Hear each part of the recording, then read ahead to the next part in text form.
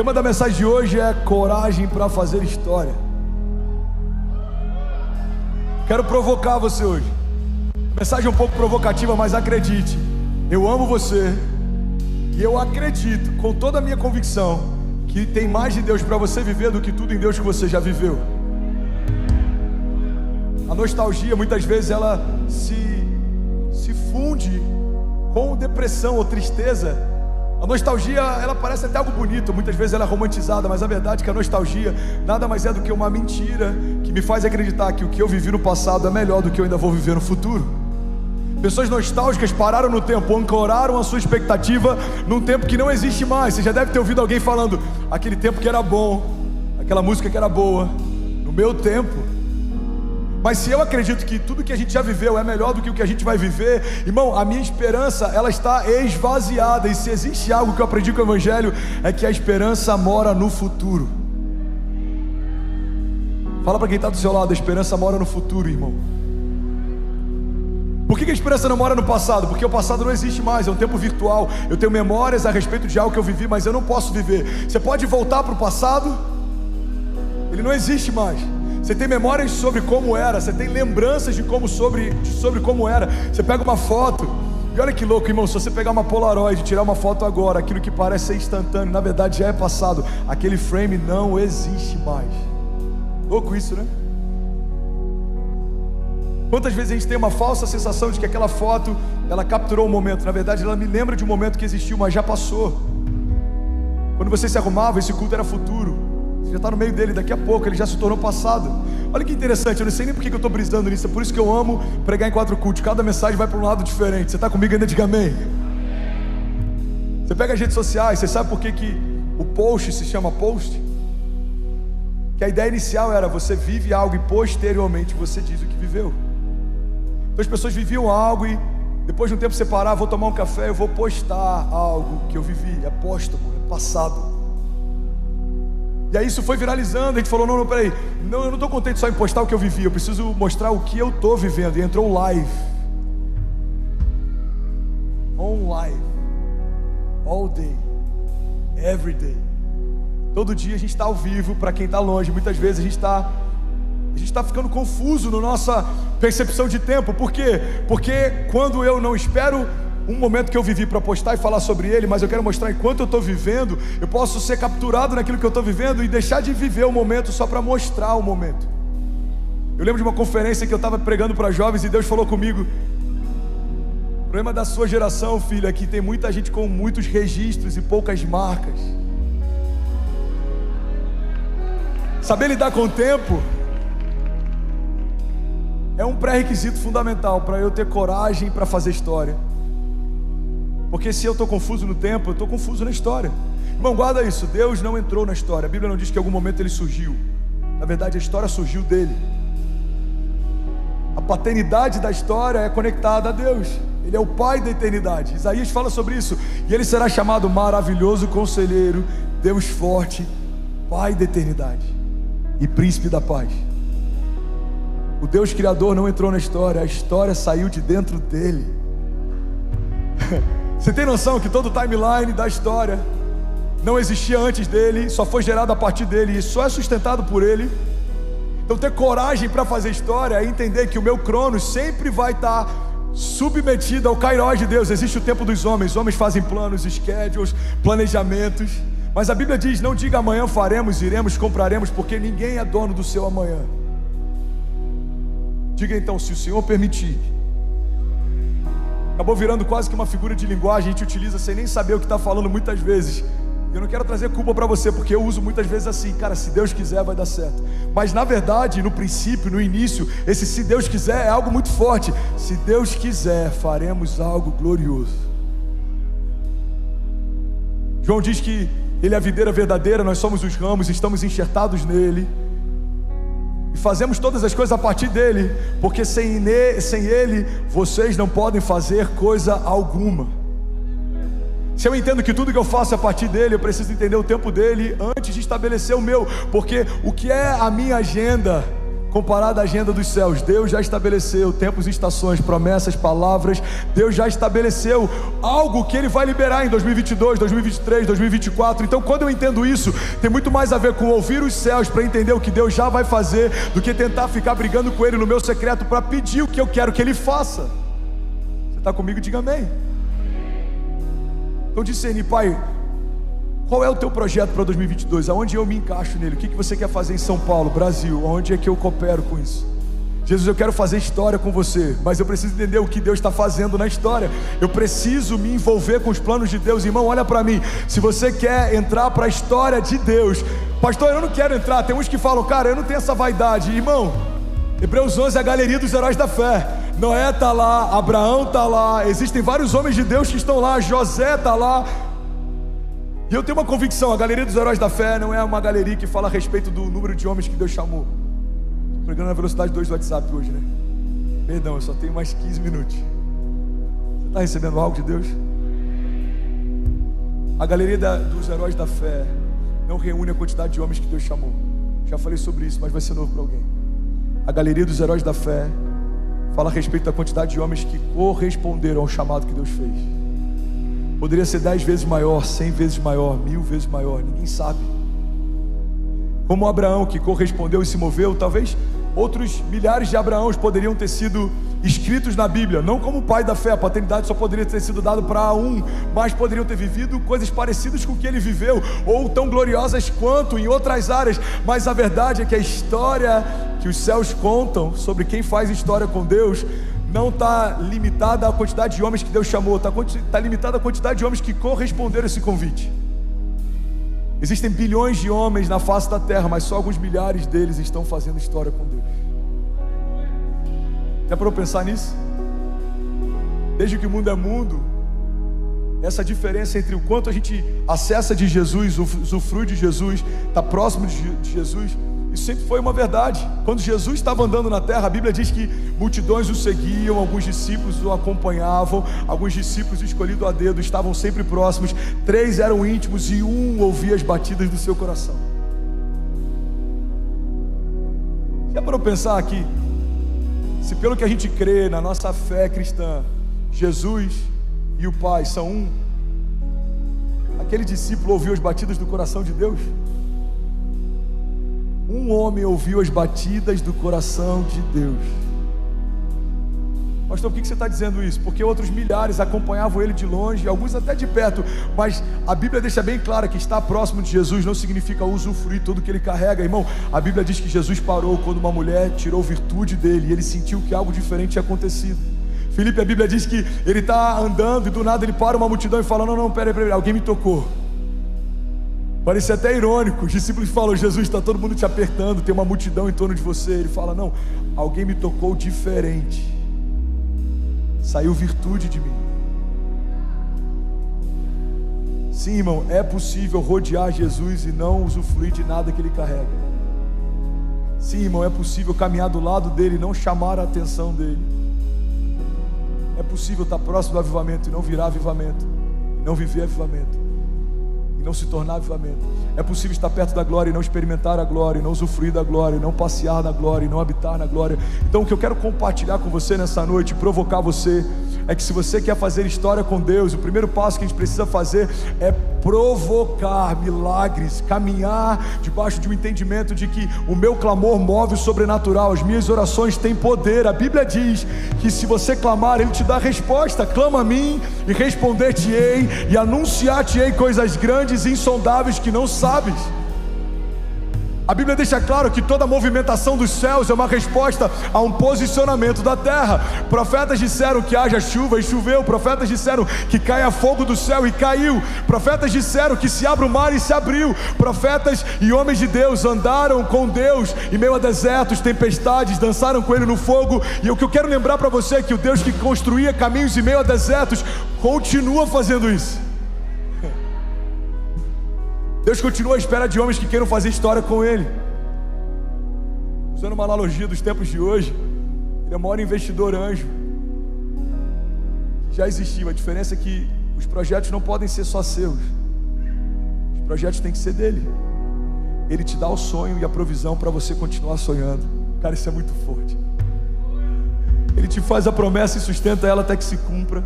A Bíblia chama Ele de autor e consumador da nossa fé. Até a porção de fé que você carrega foi Ele quem deu. A Bíblia diz que Ele dá semente ao que semeia. A gente não é generoso em liberar muito, a gente só está dando algo que ganhou primeiro.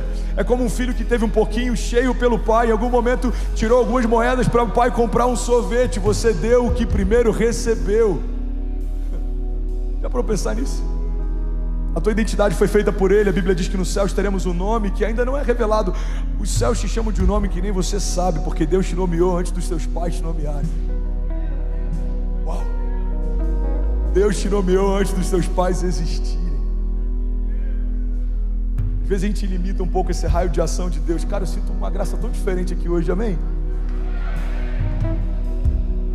Uma das coisas que a gente mais ouve e impacta a gente é: Deus tem promessas para você desde o ventre da sua mãe. Deixa eu aumentar um pouco esse prisma.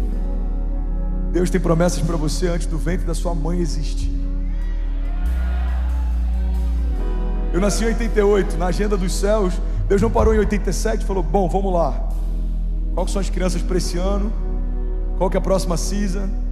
Quem que vai engravidar aí? Miguel, quem que vai engravidar esse ano? Me passa aquela ação, deixa eu escolher aqui. O que está em falta lá? Cara, está faltando o avivalista. Ah, bota esses 5 aqui. E profeta? Não, profeta até que tá bom. Eles estão confusos, mas eles estão indo bem. Não, irmão. Teu chamado antecede a tua existência. No plano geral, no blueprint de um Deus que pariu a eternidade, conhece toda a história, Ele sonhou com você antes de qualquer geração ser estabelecida. A Bíblia diz que Jesus, pela alegria que lhe fora proposta, suportou a vergonha e a dor. Que alegria era essa proposta para Jesus antes da cruz? Era ver você redimido, tua casa restaurada, essa igreja fluindo, a sua família vivendo promessas. Você imagina? Para um Deus que 1000 anos são como um dia são como 1000 anos, poder ver. A gente fala sobre essa experiência de quase morte. Alguém aqui já deve ter tido isso. Eu já tive isso. Comum você ouvir no meio de um acidente ou no meio de um tiroteio, passa um filme na cabeça. Quem já viveu isso? Eu já ouvi alguém falando nisso. Cara, parece que tudo ficou slow motion e passou um filme na minha cabeça. Eu só pensava nos meus filhos, eu só pensava nos meus pais. Eu vivi isso em Las Vegas. 3 meses antes eu estava internado, meu coração quase parando, endocardite bacteriana aguda. Deus me curou, me tira do hospital, eu ganho uma viagem, vou para Califórnia, resolvo pegar o carro e ir para Las Vegas. Quando eu chego lá, simplesmente na noite que eu chego, acontece o maior atentado terrorista com arma da história da América. Eu estava lá. Antes de você viajar, é bom perguntar para onde eu estou indo, para ver se o destino não é o mesmo. Eu lembro que naquele dia eu achei que eu pudesse morrer. No hospital eu nunca tive dúvidas, mas naquele dia eu falei: uau, eu acho que eu posso morrer aqui. Tensão, medo, terror. Em momentos como esse passa um filme na nossa cabeça. Eu só vou conjecturar aqui, tá? Imagino que talvez na mente de Jesus, que é o próprio Deus, antes da sua angústia mortal e se entregar numa cruz, imagina Ele lembrando da alegria que lhe fora proposta. Qual é a alegria que lhe fora proposta? Não é estar ao lado do Pai, Ele já estava. Não é ter a glória, Ele já tinha. Não é estar nos céus, Ele já estava. Ele abriu mão disso por você. A alegria que fora proposta é o Pai poder ter de volta para si os seus filhos. A Bíblia diz que fomos reconciliados com Deus através do sacrifício físico de Jesus. Então o Pai envia um único filho e fala: filho, vai lá e paga o preço. Irmão, João diz que Deus amou o mundo de tal maneira que Ele deu o seu único filho, para que todo aquele que nele crê não pereça, mas seja salvo. Eu gosto de traduzir para uma linguagem, você não vai achar essa Bíblia porque essa versão não existe, mas vai fazer sentido para alguém aqui. Em outras palavras, se a gente for simplificar o que João diz, ele está dizendo que Deus amou você de tal maneira que Ele aceitou a ideia de abrir mão de Jesus por um tempo, mas não aceitou a ideia de abrir mão de você para sempre. Isso é redenção. O único Filho de Deus. Não era o primeiro, não era o mais amado. Se for para Jesus, você pode fazer melhor. Jesus está aqui, irmão, eu sinto isso. Meu Deus. A Bíblia não diz: Deus pegou o filho que mais amava, como fez com Abraão. Não. A Bíblia diz que ele pegou o único filho que tinha. Uma mentira que a gente acabou aceitando como folclore, parte da nossa cultura. Somos todos filhos de Deus. Não é o que a Bíblia diz. A Bíblia diz que somos todos criatura de Deus, criação de Deus. Mas os filhos são aqueles que reconhecem Jesus como Salvador e recebem o espírito de adoção, pelo qual clamamos Abba, Pai. Sabe o que significa Abba, Pai? Paizinho. A Bíblia diz que aqueles que reconhecem Jesus como Salvador recebem o espírito de adoção, pelo qual eles podem chamar Deus de Paizinho. Cara, olha que forte isso. Alguém está recebendo algo de Deus? Você pega a história de Jesus e em todos os evangelhos você vê ele chamando Deus de Pai. Bom, o meu Pai que está nos céus. Eu só falo o que eu ouvi o meu Pai falar, eu só faço o que eu vi o meu Pai fazer. Ele ensina oração: Pai nosso que estás nos céus, santificado seja o teu nome. Mas tem um momento na história que Jesus não chama Deus de Pai. Você sabia disso? Quando Jesus assume o meu pecado e o seu e é colocado na cruz, a Bíblia diz que aquele que não cometeu pecado se fez pecado por nós, para que nós fôssemos feitos justiça de Deus. Irmão, pega isso. Quando Jesus recebeu o meu pecado e o seu, ele se torna pecado. Então, naquela condição de pecado, é o único momento em que Jesus não chama mais Deus de Pai, ele chama Deus de Deus. Ele fala: Deus meu, por que me desamparaste? Irmão, o único filho de Deus se fez homem para que todo homem pudesse ser feito filho de Deus. Ele abriu mão. Ele era unigênito. E a Bíblia diz que o unigênito morreu para que pudesse ressuscitar como primogênito, primeiro de muitos. Ter esse entendimento faz com que eu consiga fazer história com Deus. Por quê? Porque não dá para fazer história com Deus sem saber quem Deus é. E não dá para saber quem Deus é se eu não souber quem eu sou também. Toda a história bíblica a gente vê homens que tiveram um novo nível de revelação de si quando tiveram um novo nível de revelação de Deus. Jesus está com os discípulos e ele fala: quem dizem que eu sou? Aí alguns falam, alguns dizem que você é João Batista, alguns dizem que você é o profeta, que você é Elias, que você... Ele fala: tá, mas vocês, quem vocês dizem que eu sou? Aí Pedro tem uma revelação, ele fala: você é o Filho de Deus, você é o Cordeiro de Deus que veio para tirar o pecado do mundo. Pega isso, irmão. Pedro tem uma revelação sobre Jesus. Jesus fala: Pedro, a revelação que você recebeu não foi nem carne nem sangue que te deu, mas foi o próprio Espírito de Deus. E a partir dessa revelação eu vou edificar a minha igreja. Tem muita gente que acredita que o que Jesus estava dizendo é: Pedro, tu és pedra e sobre você eu vou edificar a igreja. Daí vem a construção dos papas, os pais da fé. Mas na verdade o que Jesus está dizendo é: Pedro, você é pedra. No original é um fragmento de rocha. O que Jesus está dizendo é: você é um fragmento de quem eu sou. Se você pegar um geólogo, por exemplo, cara, que brisa, a palavra foi para outro lugar, é muito louco isso. Alguém está recebendo aqui de verdade? Se você pegar um geólogo, por exemplo, você quer pegar uma rocha gigante, se ele quebrar um fragmento dela, ele sabe todas as propriedades da rocha a partir do fragmento, porque é a mesma propriedade, são as mesmas características. O que Jesus está dizendo é: você é um fragmento de quem eu sou, a rocha, pedra fundamental. Logo você carrega as mesmas características que eu carrego. Eu vou dar para vocês a chave do meu reino. Aquilo que vocês ligarem na terra terá sido ligado nos céus, e aquilo que vocês desligarem na terra terá sido desligado nos céus. Pedro, a partir dessa revelação que eu sou o Cristo, eu vou edificar a minha igreja. Você percebe que quando Pedro tem uma revelação de quem Jesus é, Deus libera uma nova revelação de quem Pedro é. Irmão, olha para mim, a geração mais confusa, com mais conflitos de ansiedade e depressão que já existiu na face da terra é a nossa. Segundo a OMS, daqui a poucos anos, se eu não me engano 8, na próxima década, a ansiedade vai ser o quadro debilitante que mais vai afetar pessoas na face da terra. Tem mais pessoas tirando a própria vida do que morrendo em todas as guerras. Tem mais gente vítima de suicídio do que de guerras. Tem mais crianças morrendo por aborto do que jovens sendo assassinados nas ruas. Por que você está falando isso, André? Porque uma geração que não sabe quem é, uma geração que não sabe o que carrega. O inferno não está preocupado de você estar numa igreja. Você estar numa igreja não muda a tua história. Você saber quem é muda.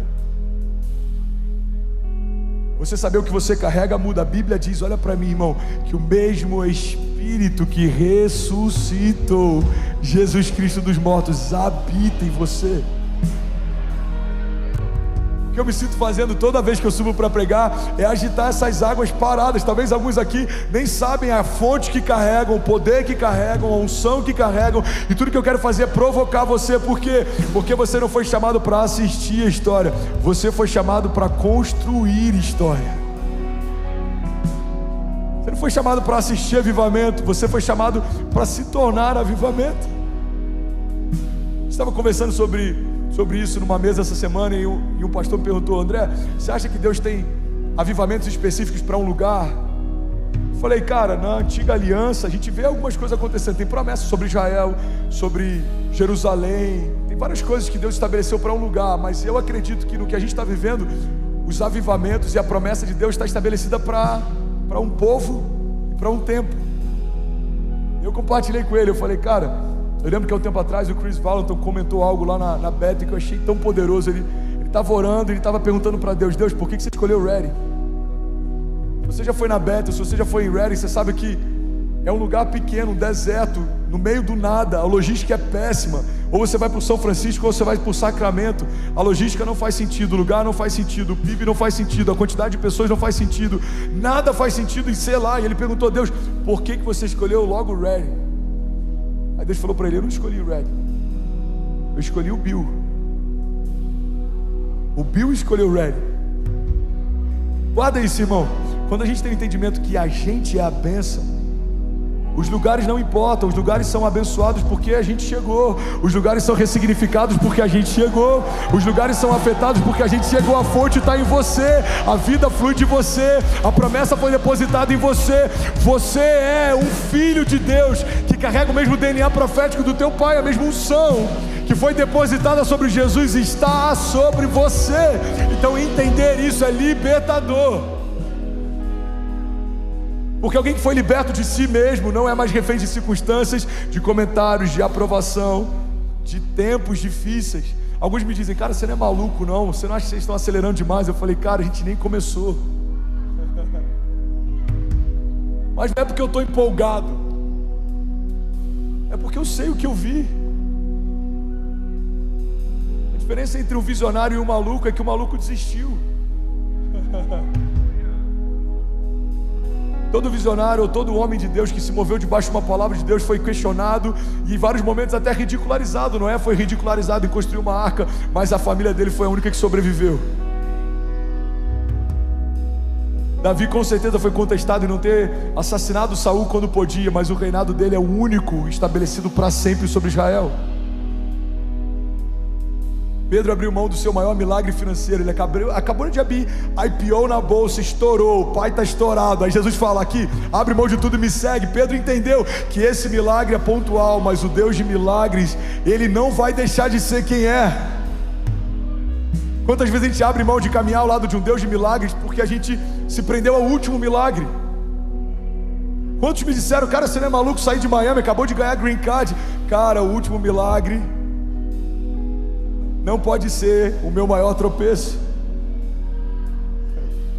O meu último testemunho não pode se tornar o meu maior fracasso. Por quê? Porque tem muita gente que parou no lugar onde estava bom e não quer seguir a nuvem, porque já está satisfeito.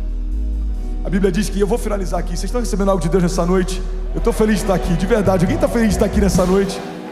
Jesus, eu amo esse culto. Aleluia. A Bíblia diz que quando o povo estava no deserto, Deus começou a mandar pão do céu, maná. O maná era uma provisão diária que Deus dava no meio do deserto. Cara, o deserto foi um dos períodos mais loucos que a gente já viu de relação entre um Deus criador e a sua criação, porque a roupa não se desgastava, eles tinham comida que caía do céu. Se você já viu aquele filme Tá Chovendo Hambúrguer, parece super criativo, mas se você for na Bíblia, você vê que aquele filme já foi escrito há muito tempo atrás. Inclusive, não sei se você sabia, um fato histórico aqui, deixa eu abrir aqui. Você sabia que o primeiro Macfish da história foi na Bíblia? Multiplicação de 5 pães e 2 peixinhos. O primeiro Macfish em grande escala foi feito no deserto. Jesus multiplicou pães e peixes. Informação aleatória. Mas é legal para gente quebrar o gelo. Você está comigo ainda? Diga amém. Então o maná, eu já ia falar o maná era o pão do céu que Deus enviava todos os dias para que o povo pudesse ser alimentado. E a Bíblia diz que Deus deu uma direção clara: não acumulem. Isso parece ser um princípio tão bobo, mas ele é tão poderoso e tem parado tanta gente.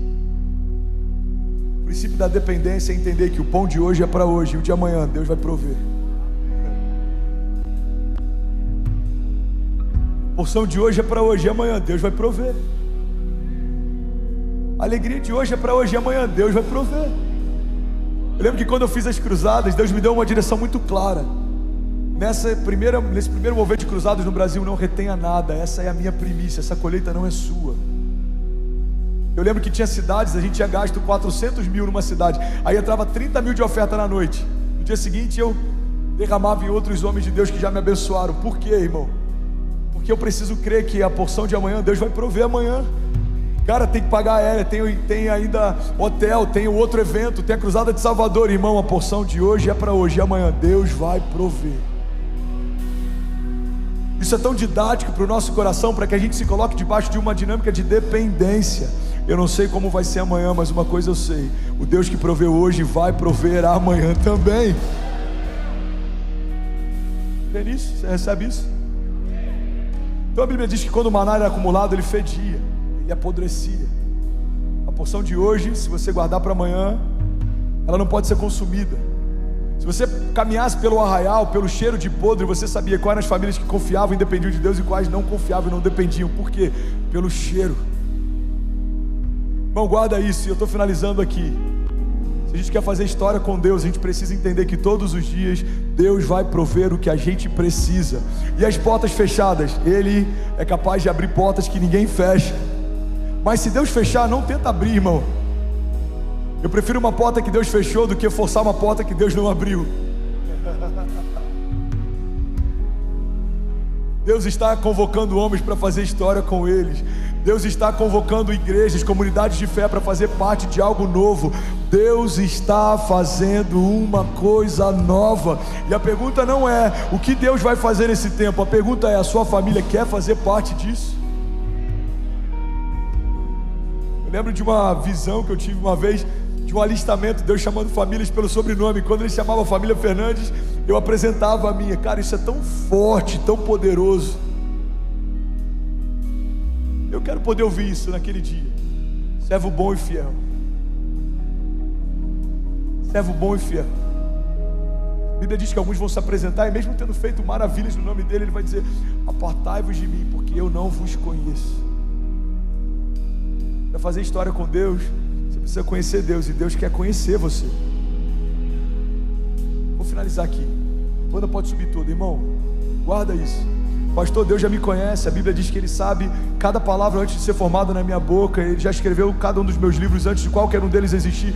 Pois é, Ele sabe, mas tem uma diferença daquilo que Ele sabe, daquilo que Ele ouve de você. Se não fosse assim, Jesus não teria feito a maior parte das perguntas para as pessoas que cercavam Ele, dizendo: o que queres que eu te faça? Jesus pega um homem com uma mão mirrada e pergunta: o que queres que eu te faça? Jesus vê um homem leproso: o que queres que eu te faça? Ele é deparado com um paralítico: o que queres que eu te faça? Ele vê homens que era óbvio que eles precisavam. Mas, irmão, guarda isso: o fato de Deus saber o que você precisa é diferente dele ouvir de você o que você precisa.